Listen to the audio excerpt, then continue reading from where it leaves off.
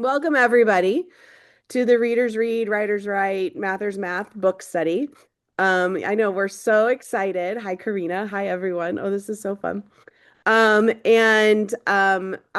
reached out to Deborah and was like, hey, can we do this? And then I reached out to Mariah and I said, hey, do you want to do this with me? And there's just been so many fun people that have signed up and are helping to facilitate and all those things. So, TJ, why don't you go ahead and introduce yourself while I go over here and cough? Sure. So my name's TJ. Let's see, I was born in Jersey, but I grew up in Vermont and I chose to move to Florida because often when I say that to a lot of people in the Northeast, they're like, oh, I'm sorry. And no, you don't have to be sorry for me. It's 80 degrees here today. There's no snow. So I'm very happy. I am an international math consultant. So I was in Oklahoma last week. I was in New Jersey the week before. I'm going to California next week. So I go all over the place and I mostly focus on K-5 mathematics. I love talking about number sense routines and number talks, although we're calling them math strategy talks now. So that's a little bit about me. Hey everyone, I'm Marria Carrington, and I know many of you. Great to see you all. Happy New Year. I did live in Florida for 8 or 9 years, not by choice, although I did end up loving it. And now I'm back in Massachusetts, and I'm missing the 80 degrees as we got 2 feet of snow yesterday. So I'm up in Western Massachusetts, and I'm currently the director of the math leadership programs for Mount Holyoke College. Um, I love supporting teachers getting stronger as math teachers and thinking about student thinking. I met Deborah through actually FCTM, which is our Florida awesome organization. And Deborah teaches in our program, and as does TJ. So I was really honored to read her book and so excited to talk with all of you about it. Um, I also am doing some really cool work in preschool right now, which I'm enjoying. And yeah, great to see you all, and hope you get to join more than just tonight. Yes, and I'm Courtney Flessner, and I have a cold, and it's the end of the day, so it's worse at the end of the day than it is at the beginning of the day, but I'm fine. Everything's fine. I am the director of the Teaching and Learning Department at Keep Indiana Learning, and I kind of oversee all of the professional learning, but I actually, my true love is math. And so anytime I can get into a space and talk about math with people, I guess my true love is Ryan Flessner, who's, of course, pointing that out up there on the screen. Um, but in professionally, my true love is math and just love being in spaces where people are willing to talk about it. And I think that Deborah's book is a really, really important one. And I'm just excited to be in this space and have this conversation with you all. So if you want to introduce yourselves, either come, there's enough people here that we could come off the screen or just put it in the chat and just do a quick hello. That'd be great, but you don't have to. But we are looking forward to hearing from everyone today. So Yeah, it'd be nice to know where everybody's coming from. yeah. Kind of cool. Let's keep going with Florida.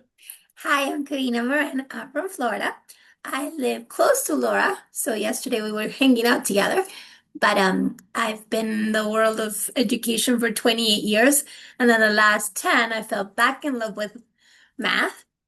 I finished my master's at Mount Holyoke, and I keep wanting to keep growing. So I consider myself a baby coach. It's my second year as a coach, and I just want to keep on learning. So thank you for opening up this space. Thanks, Karina. I'll jump in. I'm Yvonne Daniels. I am from Connecticut. I've been in education for 16 years, always in mathematics. Secondary math is my love. I've been a supervisor for middle school and high school lately. So, dabbling in the younger grades. I actually went down to fourth grade for supervising. So it's been pretty cool learning the other side of the math world. So yeah, I'm excited about being here. Welcome, Yvonne. I love that Annalise put that she's from New Hampshire, moving to Wisconsin, but currently in Florida. Very worldly.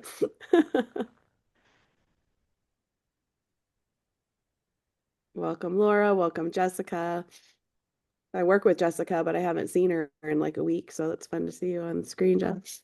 I love Heidi's Hi. comment. I've been following people on Facebook like, this is the fifth time I've shoveled today. And I lived that life for 53 years, so I'm really not envious. Hi guys, I'm Jessica. I work in St. Louis, but I actually went to middle school and high school in Florida. Fun facts. But I'm an elementary math coach in one building here in St. Louis. I love how many coaches we have because I feel like that'll be a really good conversation in terms of this, all of this work. So the way that we have this structured is the facilitators are different every week. Marria and I will almost always be on with a different facilitator. And we were thinking that we would structure it as talking about like what do we want, like what do we want to talk about? Like what's a big idea that came up from us from this chapter, and then open it up to the group and engage in discussion. And then we'll talk about what felt right and then open it up. And then things that made us go, and then open that up and talk about it. And then just any other questions that might come up, or just kind of try to be as natural, conversational as possible. Deborah's really excited that we're doing this. She's so sweet. She emailed us this morning and is just can't wait to hear all about it. But she'll be joining us at least once to just hear from us and share with us, and it'll be really fun. So, um, let's see, Marria, do you want to start off with your first sort of big idea or big takeaway? Sure. Thanks, Courtney. Um, there was a quote on page 15 that said, the adults in the room need to reconcile their differences with mathematics and commit to forging a new path. Um, and for me, I feel like that was just a really powerful sentence, and also says just how much power we have as the adults in the room and in the schools. Um, and I felt like this chapter was really laying the groundwork for us to lean into that power, to really change and shift the culture around mathematics, so that, it's not optional as she talks about, and it's really celebrated and treated like reading and writing are. So I just felt like this is sort of a call to action, that this whole book, but specifically, I feel like she's putting that call to action right here in this first chapter. So um, even though it's going to be a big charge, we do have a lot of power, as teachers and as coaches and as administrators. So I think the question is, you're right, how do we how do we go about, shifting that so that all the adults are, on board? Can I piggyback off of what you just said, Marria? So if you keep going on the top of page 15, where it says math is not new, but new approaches to teaching mathematics are needed. It starts by viewing math as an experience to be had, not just a subject to be taught. And then you go down to the next paragraph. Unfortunately, school is often the place where math dreams come to die. Like, that's the one right there. And I see it every single day.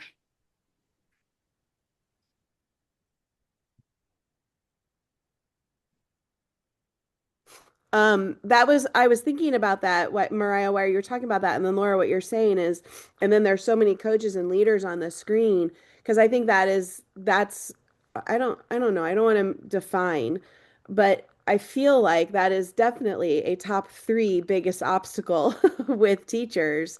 And I've been thinking a lot about our role as leaders and coaches, and how do we move them into understanding like their role in this, because we can tell them what their role is, or that we can tell them how to think, just like we can tell them how to think about math, but to really embrace it and agree and live it and believe it is like a whole other story. So that call to action is a big one to me. For me, what I put there on our sheet was about all the references to making connections to your life and the world around you. And for me, this was very timely because as I was flying to Oklahoma and back, I was doing my reading for this. And while I was in Oklahoma, I was supporting teachers. I'd been there in December for the first time, so it was my second time.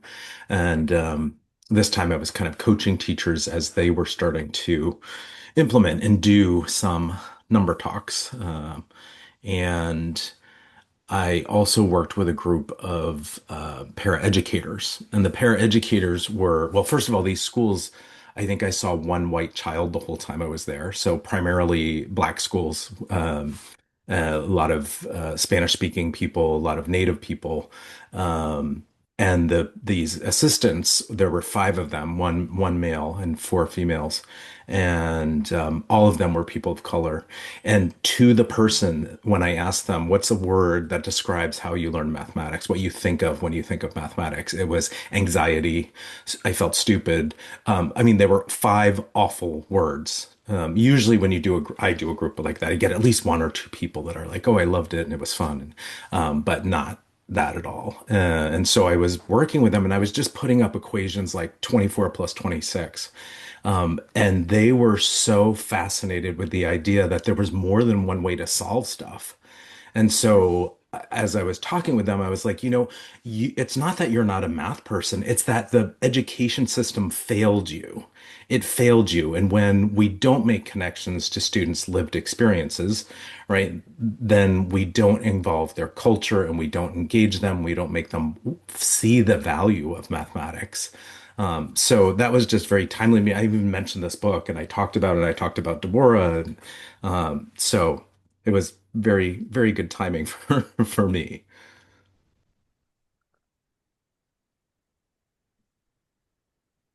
Yeah, that's so everywhere. And and I feel like we keep hearing over and over and over again the like comfort that people have or the media has or in podcasts and books and movies about math being the icky thing. And I keep wondering like when's that gonna stop? Like what's the tipping point for that? Like is that gonna happen in my lifetime? Like seriously. Because it's been a thing my whole life that I can recall, right? Or like math was just kind of the thing. And it's funny because I don't even know if I wrote this down for something to talk about, but that reading, writing, arithmetic and how she defined arithmetic as like computation. Is that what she said? Yeah, it's basic computation. I always spent my whole life thinking, oh, that's a fun rhyme on the three things that you do in school, but I never really thought about it before. And then when I read that, I was like, whoa, that's like really a different perspective that I'd never had before. And so I wonder like, what's the origin of that and why is that the case? And we can go deeply. She talks a little bit about the history in here and we can go way deep in there, but it's fascinating to me that how embedded the notion of math being icky and anxious is um in our society. And with that, some folks still saying, but I want you to teach to my kids the way I was I was Right. taught. And it's like, wait a minute. Why? Like Yeah. you just told me you hated math, but you want them to experience the same way you did. So that's always strikes me as interesting when I hear that from folks. It's a really good point. Yeah. What's the comeback for that? What's the ultimate? Because I don't know. I think it depends on my mood. Because like sassy Courtney will be like, how'd that work for you? But I can't always say that, I don't think. I don't know. But maybe I should. Maybe I need to just quit worrying about it and just ask the question.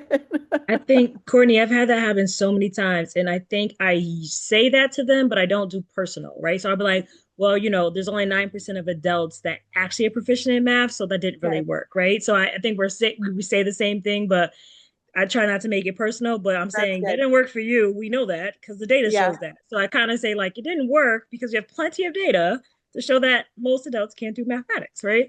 Um, Good. because That's a I good think they one. need to hear that. They need to be reminded that it didn't really work. But I also think math educators have to be reminded as well, because I do think that's kind of on us. I think that now that I'm in admin, I get to see a broader view of the impact that we have in the classroom. And I think that a lot of math educators tell students that they're not good at math. And so they feel they're not good at math. Yeah. What's up with that? I have a quick question for the group. I was actually just in a training with Courtney, Oh, and attended one of her professional development sessions, and a teacher brought up that they encourage their parents not to help with math homework. Like, don't even touch it. I'm just curious what your thoughts are on that. I say that to parents all the time because all they want to do is jump to the algorithm with zero understanding of what it's all about. Right now, fourth grade aftercare is in my classroom, and the aftercare counselor, I don't know, maybe she's like 20-ish, right around there. I think she's going to college. And she said something about division, and I go, "Oh, you mean like long division?" And she's like, "Yeah." And I said, "Okay, hold on a second." So I brought her over to the board, and all the fourth graders in the room were watching because I had already taught most of the kids in the room about partial quotients. Whenever I was like, "Well, how about this? There's 532 donuts, and 6 kids are going to split them." And I was like, "Yes, they're all going to get diabetes, And then we go through this whole thing about chunking it out and what each of these parts of the partial quotients mean, like the whole system. And she's like, "Oh," like she did not have a clue. And she's one of the ones that I'm thinking her age should have at least been introduced to Common Core in 2010. Like, so it's a we problem that we as teachers have to start teaching better strategies and other algorithms other than the US standard traditional algorithm. Sorry, I could go off on that all day. But then, Laura, I'm going to disagree with you in the sense of I asked the parents to actually show them the way that they learned it so that they could make the connection. So I understand what you mean by rushing to the algorithm sometimes, but it's funny because I will have my students ask their parents, "So why do you put a zero when you're multiplying a 2-digit by a 2-digit number?" And the parents didn't know. And the kids will say, "Because you're multiplying a group of 10." But it gave them the opportunity to have that conversation. So parents are going to try to help. I think that for teachers, for myself, there's still so many teachers that are having to teach the way that we were not taught, and they don't know what they don't know. So how can we teach strategies if they don't know the strategies that are efficient? I think it goes back to we've had this conversation. Kindergarten teachers thinking, "Oh, the kids are just counting. That's like super easy." Not when you're 5. So we are adults and we may have those bad feelings about math, but we don't really know how it felt back then when we were 8. And somebody was saying, "You don't know your multiplication facts by 3. Memorize 3 times 1, 3 times 2, 3 times 3." Like, we want to tell the parents, I think, and teachers, do you really want that feeling to continue? Because we're not getting better. And that's where I wonder, like, when you said bring other algorithms and things like that, but I think people don't know about those things and don't know exactly where to look. Mhm. I think that's so true. And something that I think about, like when I was in a classroom before I was coaching, I'm so grateful that I had so many parents in this space at that time who wanted to be involved with their kids' education and wanted, right, they were able to be present. Like that was such a privilege for my students at that time. And so something that we really tried to do when we started shifting instruction was equip our parents to understand what does it look like and sound like to help your kids with homework now that we are approaching things maybe a little bit differently. So we had sessions and information that we would send out to parents, and it was all grounded in like what questions can you ask kids when they get stuck, or what questions can you ask kids to explain their thinking. And the goal was always your job is not to teach them this, but your job is to help them think about this, and then when they come back, my job is to help teach the skills that they might have been struggling with the night before. So I'm thinking about like how do we balance both of those, right? Like recognizing that we don't necessarily want parents to be in charge of the instruction, but if we have parents who are able and happy to support, how can we better equip them to be math partners with their kids? Yeah, if I could rule the world, it would be having a family math night where I show the parents what the thinking is behind it. It's not just not knowing their facts, but what facts don't they know? What facts do they know? And how can we help them connect the ones they do know to the ones we want them to learn and have parents play games around math facts? Because in that range of mathematics, the parents can be comfortable and they won't pass on the anxiety to their kids. But if they're trying to help their fifth grader and they're doing things like open number lines or fractions or decimals, and the parents are like, it's not, they're just not familiar with it, right? So they have that discomfort, they pass on that anxiety to the kids. So if we can have them be playing games, have joyful interactions around math, let's heal, as Vanessa Picaria says, we got to heal those relationships, both from the parents and the kids with the mathematics. And so that could be the homework, right? The issue of students not having their math facts down. Like we want every student to develop that through strategies and number relationships. Have the parents play math fact games, right? And have positive interactions. I think that connects to Deborah's. She mentioned like a math for leisure, the table, talking about what it looks like at home. So even I taught high school, I would send this packet per week home of questions students had to ask their parents, like even in high school. So you can do this at all levels. I think it works even probably better in elementary. But I think changing what homework looks like so that it's a leisure, fun activity you do at home that connects to the learning happening in class. I think the traditional math of sending problems home for kids to stress over them is part of the problem, right? That math anxiety that kids have just becomes higher at home. And if the parent, even if the parent can help, right, unless they are familiar with the techniques you're showing in class, is just contradiction. So I think we rethinking what homework looks like, where there's leisure math happening at home to enhance what's happening in class, but not practice the stuff we're doing in class. Because to me, that never works. Like we have a history of that never working. And kudos to Jessica saying like she had parents involved so she can show them. But in most districts I've taught at, parents don't even respond to my email, let alone come to a math night, right? So the working class parent that just can't, I'm a terrible parent when it comes to that. Like I don't show up 2 nights because I just have too much going on. Not that I don't care. So those parents, they need something else. Sending home helpful hints is not, I don't know, gonna get us above.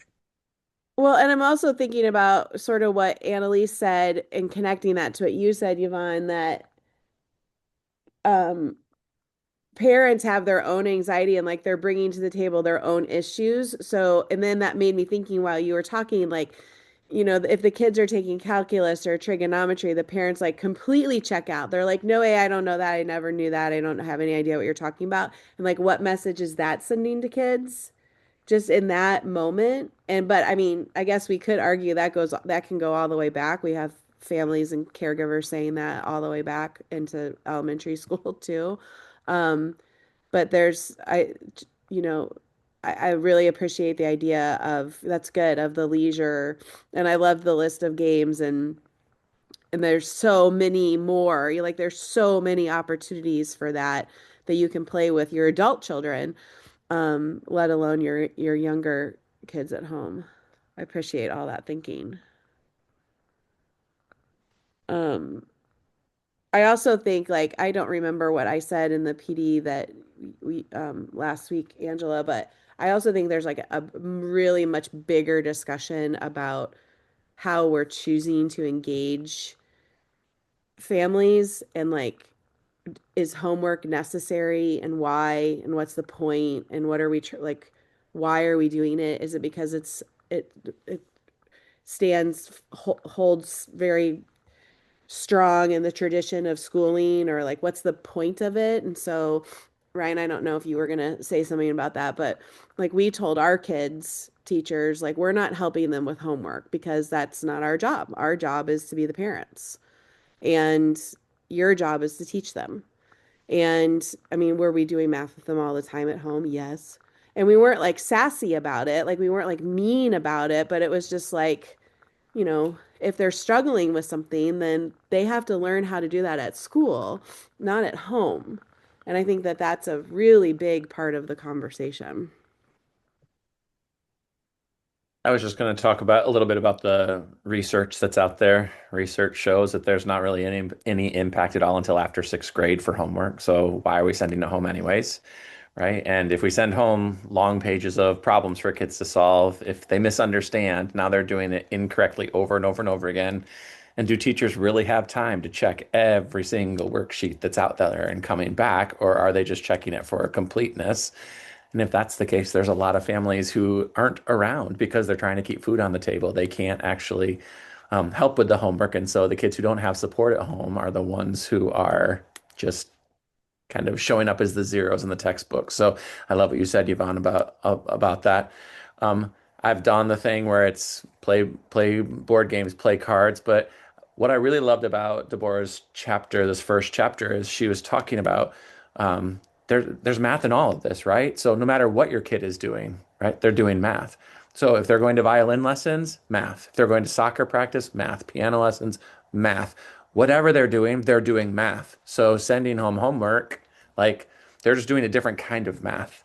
Probably a kind of math that's going to cause lots of tears, either for the kids or for the parents. So how do we just kind of wrap our heads around this and kind of use some of Deborah's words of wisdom to help us just change the narrative about what is math and who's doing it? Yeah. I feel like that's a powerful call to action, and that connects to what TJ brought up about connecting math to their world. Like imagine educating parents and caregivers on how to do that, as opposed to having to reteach them math. Like how about helping them re-see the way they see math in their world? There's so many different steps that we could take. But again, I'm not, I'm all for all of this and that as a call to action, but that's like an obstacle because of the tradition of homework in schools and the expectation of parents, and teachers blaming parents not being around as part of the issue. And there's a lot of really important discussions that have to take place with that. And If it's I could, oh, so much easier to just send home a game, and like so much more interactive and engaging. I don't know, there's so many games out there, and like just send home like a pencil and a paper clip. You have a spinner, or there's digital dice. There's like so many ways to play games and practice those things like Annalise was saying.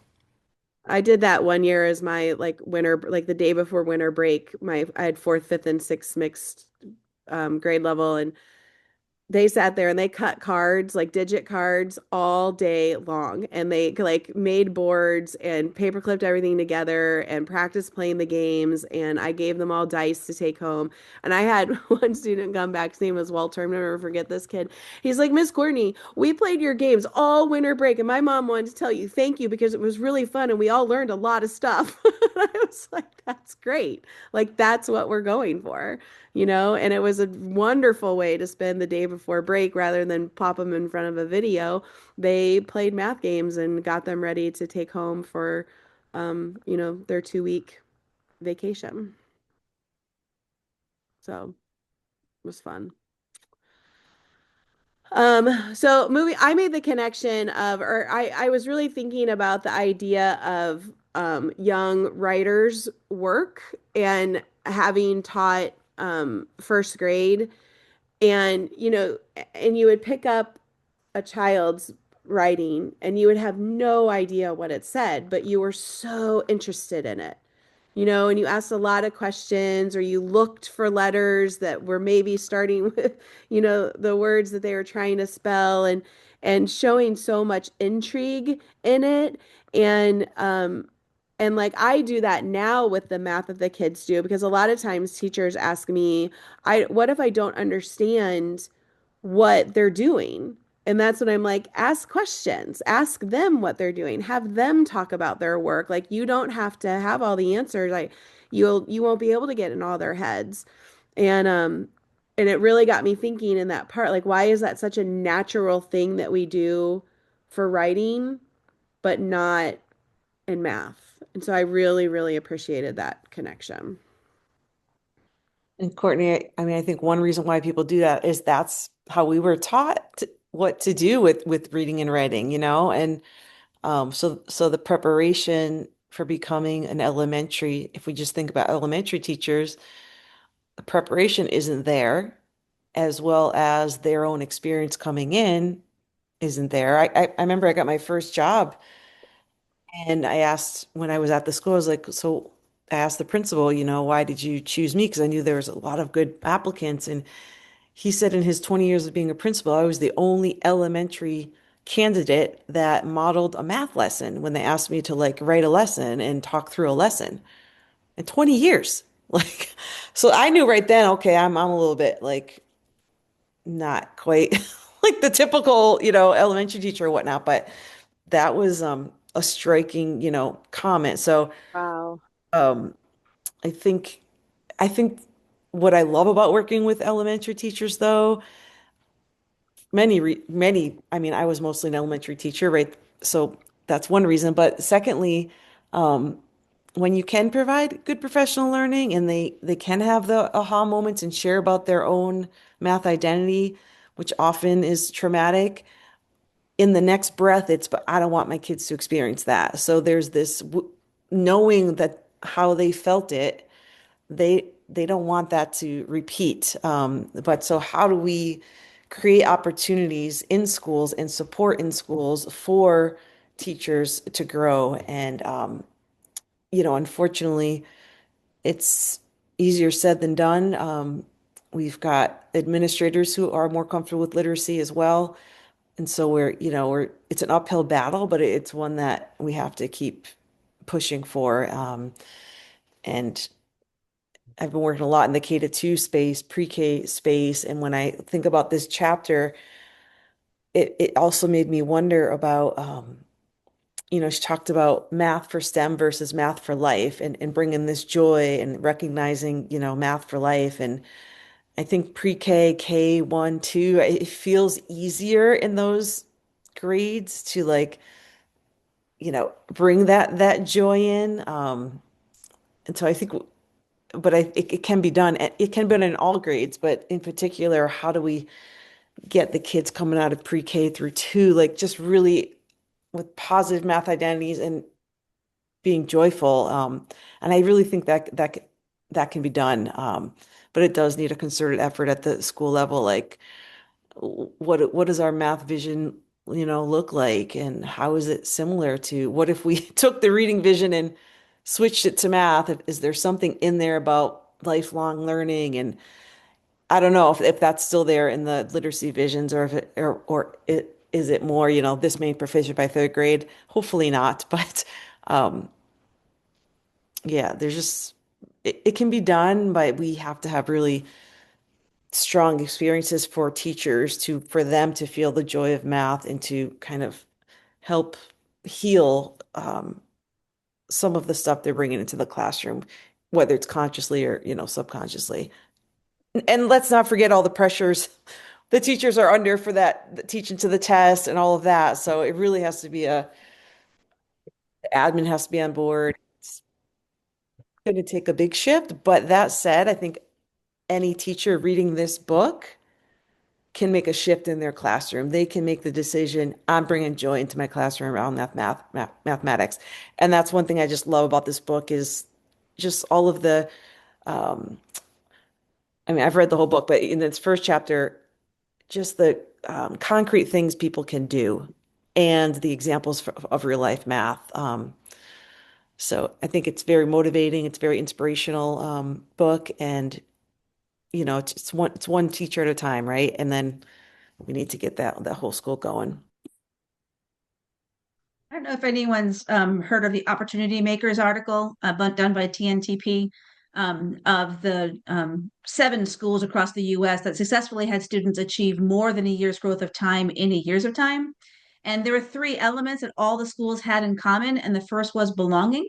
It was the fact that every stakeholder in the building, it's just everyone believes students are able to learn math. There aren't these mixed messages of I believe you all are math brain, but yet I ability group you in my classroom and you're low kids and my high kids, right? Like everyone's on the same page of not labeling kids. Every student has something to contribute, and getting everyone, all the stakeholders, that belonging piece also reminds me of Lisa McConchie's book, The Building a Positive Math Identity, that the kids' emotional relationship with math is a foundational before their cognitive relationship with math. So it's so important we really pay attention to that intentionally, but also as entire school, classroom to classroom, grade to grade, school to school to district, right? So I'm putting a link to that article if any of you have not seen that.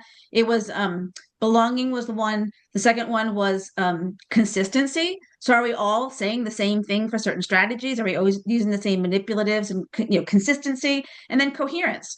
If our interventionists are doing something completely different than the classroom, that's not the best practice. It was coherence, that what student experiences during the day is all on the same page, providing background foundational skills for the tier one core concepts. So powerful articles, like 50 pages long of their research, but well worth the time to be aware of that. Well, and what I was thinking about, Mariah, while you were talking that connects to that, Annalise, is like, the testing is an issue, right? So if we're working with our pre-K to 2 students so hard on like building that math identity and helping them see math in the world around them and like doing all of that work, sometimes I feel like it hits 3rd grade and that all it's like it just goes. And so that coherency includes beliefs about mathematics and how children learn, like even when they move into a testing grade, because they're going to be testing through the SAT, and beyond, potentially. So, I, that's a big piece of the puzzle, I think, is what do we do with those intermediate grade levels that things don't feel like it all has to fall apart because now they are connected to the test.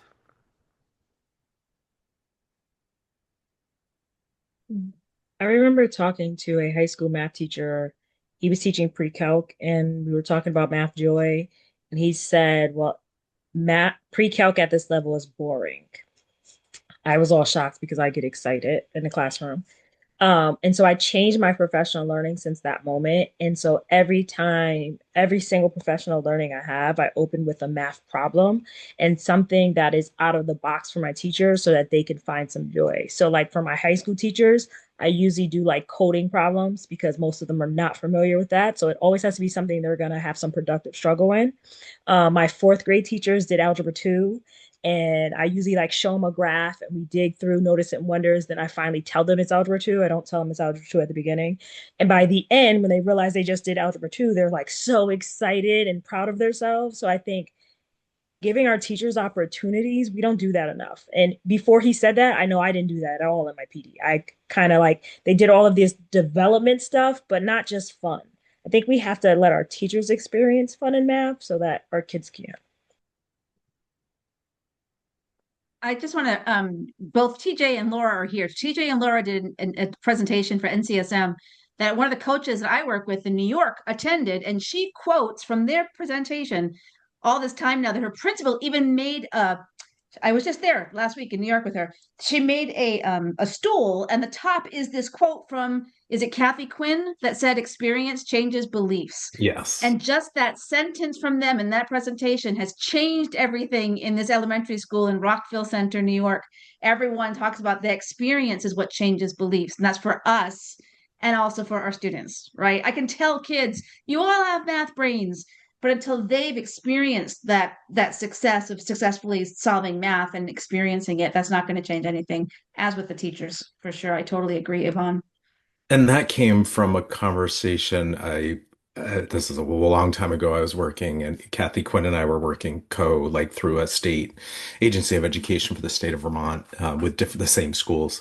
And like she had one role and I had a different. I was like the coach and she was like the coaching the admin. And I was just venting to her about how I'm just so tired of going into schools and hearing teachers say my low kids in this low class. And I remember teaching in 5th grade. I was model teaching, and the teacher's like, well, that's my low kid. And I'm like, so should I ignore them? Like, I shouldn't talk to them. I shouldn't call on that kid, expect any, like, what is it? And so we had this honest conversation. And that's where she was like responding to my frustration of like, I've been in education so long. I don't know how to help teachers change that mindset. And like, I'm not sure I'm capable of that. Like I don't think you have to, I think you have to change your own mindset. And that's where she said, TJ, it's experiences that change beliefs. So yeah, that's so cool that Shanna's school has that stool. It's just crazy. I wanted to bring in a point just because Zach Champagne keeps coming in my head. He's always talking about being curious, and I wonder if most of us that have gone to school for elementary were taught about being so curious about the reading and the writing. But since math is black and white, you always find one answer. If that's perhaps where we have so much of this fighting that math can be open. Um, the other book that I read, oh my goodness, what am I thinking? The disability book. Laura, help. You know who I'm talking about. Rachel Lambert. Thank you, Rachel. I loved it in her presentation at NCTM. She said, just take the math and open it up. And just doing that perhaps can help some of the teachers shift their way of thinking that everybody is a mather, being more curious. Just a thought that came to my mind. I loved the part on the bottom of page 11 that talked about rough drafts and submitting rough drafts just as we do in writing, but to support sense making, we can think about revising to learn in mathematics. I think a lot of times we just expect what our students do to be kind of correct at its first iteration, but it generally is not. And if we just kind of opened up our practices and supported our teachers in understanding that, I think we could make a lot of headway. Mm-hmm. I in my one of my well, I started doing this and I didn't stop, but I when you had to give the end of unit assessment and I started doing pencil grading where the kids would bring me their test and I would look at it and I would circle things for them to just rethink and like maybe ask them a question or two to help them like steer them in the right direction because I was so uncomfortable with the idea of like you get one chance to do this and you're 10, like I just felt uncomfortable and it was like it was it was such a change for them. Like they were like, "What? Like we get to try again?" And I'm like, yeah, like I'm trying to find out if you can if you know the math. Like if not, I gotta know. But you're well on your way here. Just, recheck this. Like look at this. And that wasn't necessary, but that was before the idea of rough draft math came out. But I love that idea. Like imagine if that were the mentality in your classroom all the time. It's like not only do you offer opportunities for productive struggle, you expect it. Like if it's the expectation that there is going to be something that is incorrect that is produced first and something that will have to be revised, that could change the entire culture of your classroom. Yeah. I love that. And that's learning, right? Like if Right. kids just figured out the very first time with the task that we gave them or a problem that we put in front of them, it probably wasn't a really good learning opportunity for them. And if we can reshape instead to this idea of like, yeah, I do, expect that you're struggling, which I think we talked, quite a bit about with the practices and everything in our math communities. But what you're adding on there, Alex, I think is really important with being able to name. We're just like in this rough draft space, right? And this is okay. And here, take a shot at it. And then Courtney will give pencil feedback or we'll do whatever we might do that fits in our classroom space. But really putting that belief into the community is so important. I used to be a fourth grade math classroom teacher in a departmentalized grade. And so the ELA teacher and I used to coordinate and we would have revision party days. And so in her class, she was conferencing with kids and they were revising their writing. And in my class, they were going through different performance assessments and looking at feedback either from myself or from peers from gallery walks.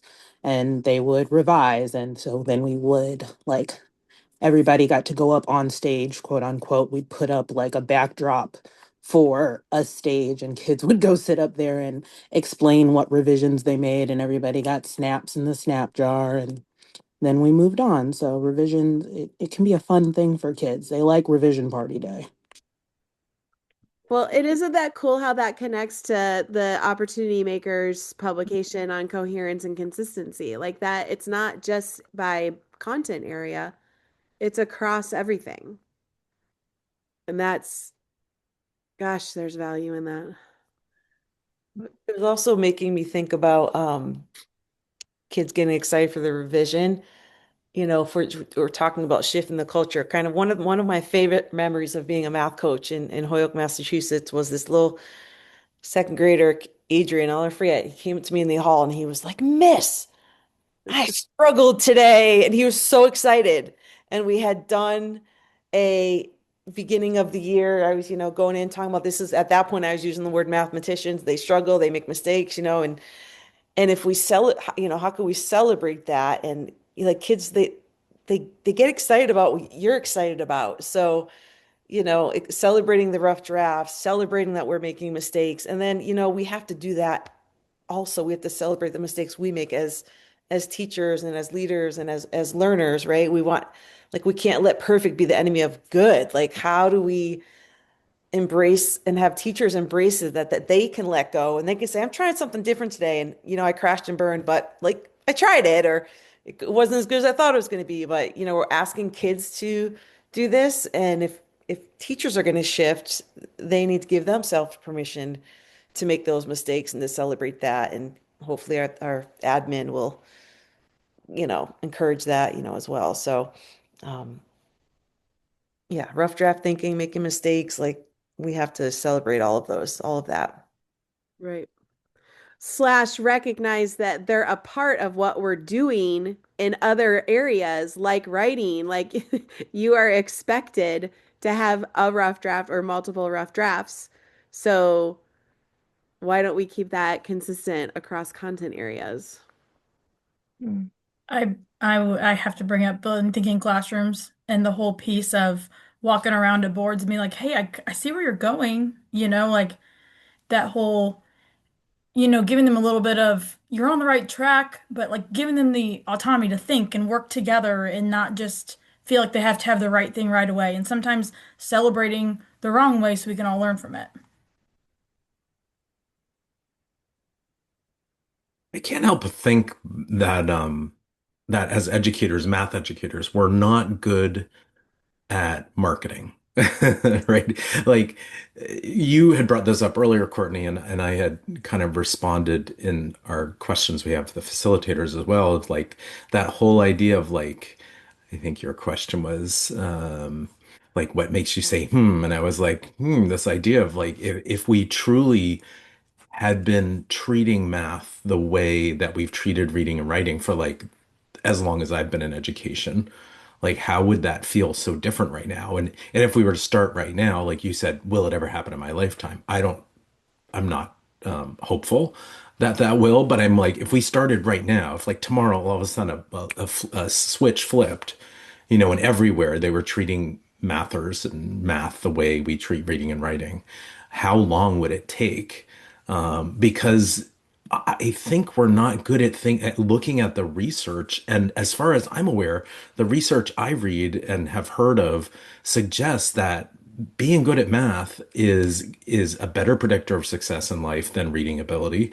Not that we shouldn't be concerned about reading, we should still, but most schools I go to, there's like two reading teachers for every one math teacher, if it's not a half, in a school district, coaches, all of that, support people. Usually there's reading interventionists and there's not math interventionists. And then also tying it to, equity. There's the whole idea that math has been such a gatekeeping academic area that this is one of the things I talked with these assistants I was working with. I got like 2 hours with them, and they were kind of blown away. And I'm like, when people like you don't think of yourself as math people and you don't pursue higher level math, you are shut out from careers and jobs that need math.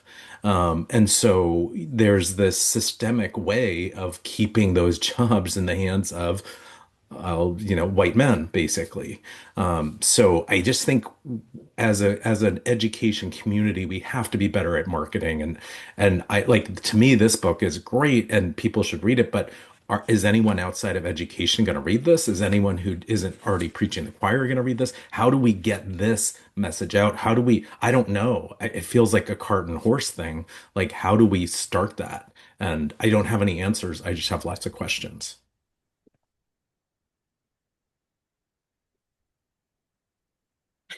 So I was I'm hoping someone else would have the answer. I'm over here imagining a march on Washington for happiness about math. I don't really want to plan it, but wouldn't that be cool? Maybe next time NCTM is in Washington, D.C. Um, I oh, I can't remember what I was going to say. I love what you just said. Oh, I know what I was going to say. Um, that was one thing that came up in this chapter and Deborah and I talked about in the podcast was the response that we give to kids when they say, "How am I going to use this?" Mhm. And how so often I did this too, like I would start naming like the professions where they might use mathematics. And then over the course of time, I've thought to myself, if I'm a kid and I hear that, then in my head, I'm like, well, then remind me never to be an architect or, peace out, whatever this job is that she just said we were going to use this in. And I think that that is like another kind of public service announcement. Like, how do we respond to kids when they say it? Because they're all asking it. They're asking it through high school. And I had one teacher one time that said to me, he's like, I don't really anticipate a lot of my kids going out and like, using calculus in their life or like, he's like, maybe some of them, he goes, but I view calculus as an opportunity to teach them how to persevere and critically think and know what to do when they encounter something that feels uncomfortable. He goes, I feel like I'm using calculus as that lens to conquer all of those things. And I think that that's another really interesting um, thought about it. So I feel like we need like a common response to how am I ever going to use this? Um, and Deborah talks about that really nicely. Coordinated. Coordinated, yes. Coordinate elevator speech, right? Like, roll right off of your tongue. Um, yeah. It can have its own little social media page. Aff affirmation she had at the end, like when she talked about the intervention and whatnot, and it kind of reminded me a little bit of Joe Bowler's like workaround mindset and stuff. But I just thought, oh, I just thought that I really liked that part. Like, um, that was this chapter, right? And I think she said like in 10 weeks the kids had, yeah, um, the chants and affirmations.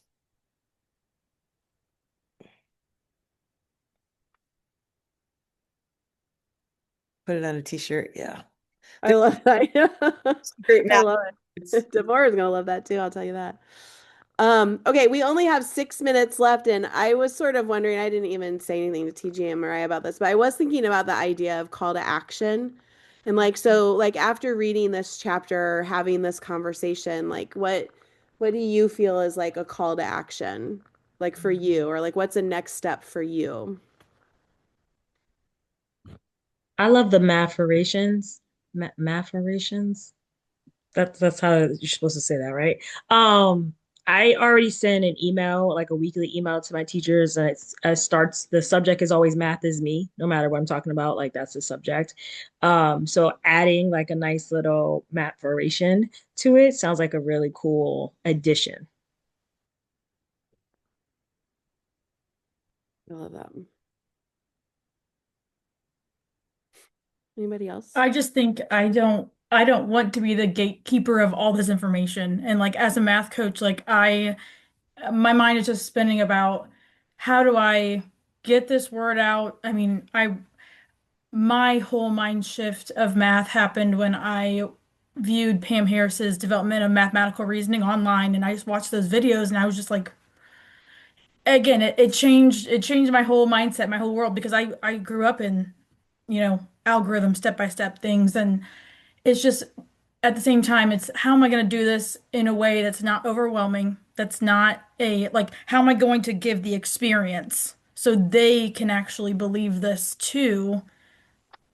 I don't know, like not a top-down thing, like how do we build this from the grassroots up and have it be their belief and I don't know. I'm just my brain's in a thousand places if you can't tell, but I guess my call to action is just to figure out that next step. I know this is about this time of year you start thinking about next year, and so could I lead a book study on this over the summer, or something? Just what am I going to do to help get my teachers there and just help experience this incredible work? Angela, I think one of the things I love about this first chapter is that Deborah makes things feel possible. And it's not just rose-colored glasses. Like she has some specific steps that you can take that aren't that hard to take. And she's got all kinds of, she mentioned so many different people and websites and books, and she's got QR codes. And I think just the thing that I love about this chapter is it's so accessible to everybody. You could hand it to anybody, and somebody's going to say, huh, I want to check out that QR code, or that sounds like an interesting thing to read. So, I mean, I think that we can do a call to action. There are like steps along that way. And I think this first chapter is such an accessible, really great resource for people to have in their hands. So. Yeah, I like the idea of like copying the chapter or parts of the chapter and like annotating it and just giving it to teachers Or or having the something. school buy copies because, of course, we want them to sell the Of copies. course, I'm just trying to encourage it. I understand that's not always easy. I also really like, I mean, Yvonne talking about like starting with math, like do math with them. Like I'm running around town being like, everybody just go together and do math. Just sit and do some math. Like that might feel weird, but try it, and think about all the different ways you're doing it and find a problem that's coming up in what you're doing and do some math together or think creatively like Yvonne. I think that that's an interesting next step.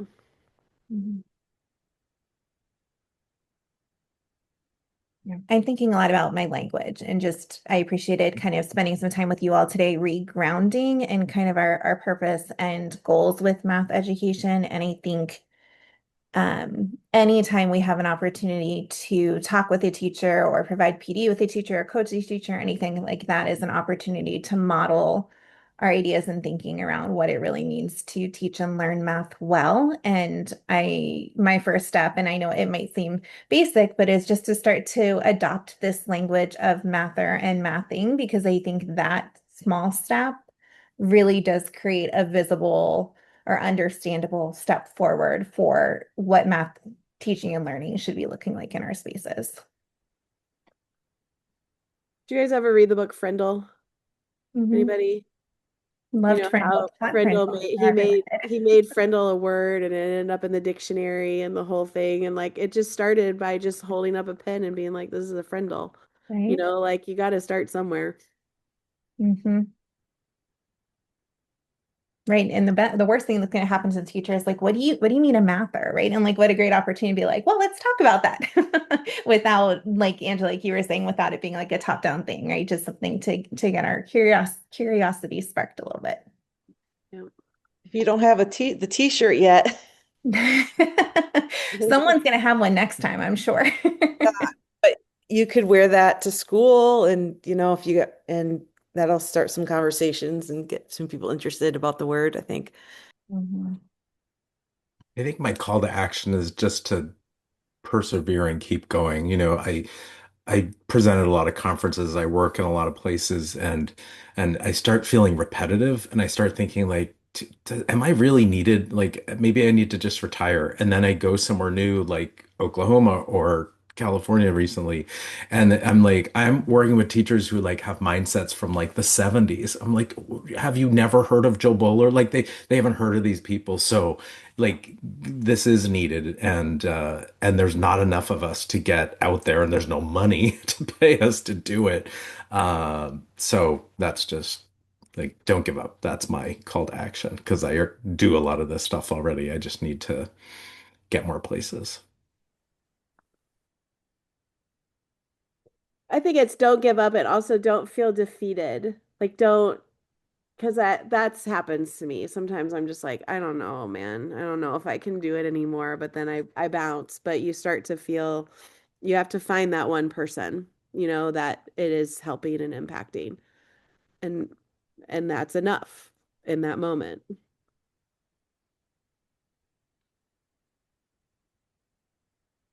Anybody else have anything they want to share? It's 8:01. I definitely want to honor time. I would just say community is so important. So if you don't have a strong math community, there's so many of us out there that love to connect. And so finding a community for yourself to help you move forward in this work is like really key.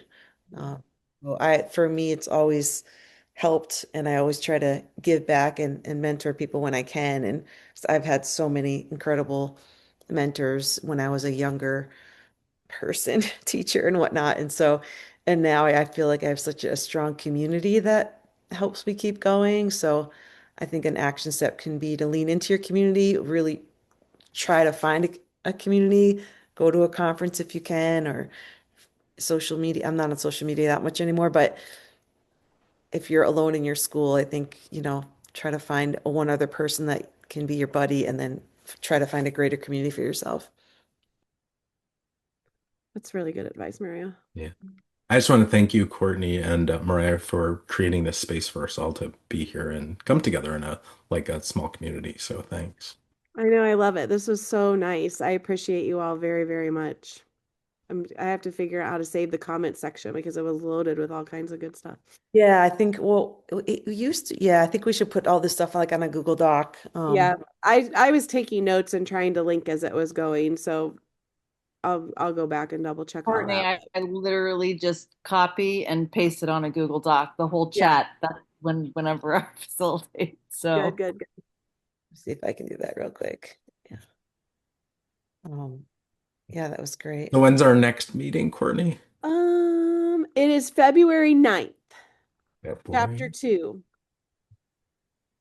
Yes. Also, I think they're all on Mondays, so It's the day We've after got- the Super Bowl, so we'll all be Day after the Super celebrating, Bowl. hopefully. yes. we've got going to help us facilitate, who's already here tonight. Yay. And Ryan, and hopefully everyone else will join also. And are we going for the Patriots or the Seahawks? Where is it? Heidi's like, hello, I live in Massachusetts. Mariah was telling us earlier she's got friends that, or her daughter has friends that are on the Seahawks, so she's feeling forced to. My daughter disowned me. I have to root for the Seahawks this year, which is very hard because I am New Englander. But anyway, we'll see. Hopefully it'll be a good game.